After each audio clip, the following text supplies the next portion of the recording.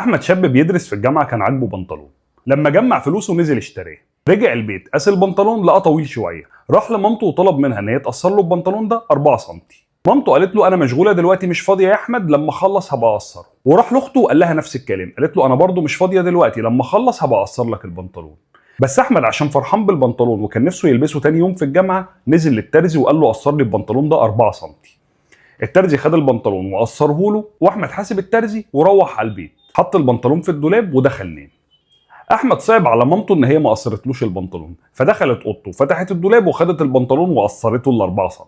اخته برضه صعب عليها، دخلت اوضه احمد وخدت البنطلون من الدولاب وقصرته 4 سم تاني. احمد صحي تاني يوم عشان يروح الكليه وهو مبسوط ان هو هيلبس البنطلون الجديد.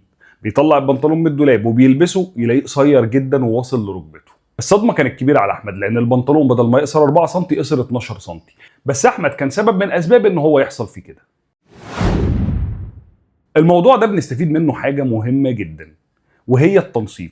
لما نكون بنشتغل كتيم او بنتعاون كتيم في اي مجال من مجالات الحياه، لازم يكون في حاجه اساسيه بينا وهي التنسيق. لو التنسيق ده مش موجود، مش هننجح كتيم، ولا في شغل ولا في دراسه ولا في مشروع ولا في اي حاجه في الدنيا. واللي هيحصل مش مجرد حاجات بسيطه، اللي هيحصل هتكون كوارث كبيره جدا واكتر بكتير من اللي حصل مع احمد. لو عجبتكم الحكايه اكتبوا لنا في الكومنتات، واستنونا الفيديو الجاي عشان نكمل قصتنا. سلام.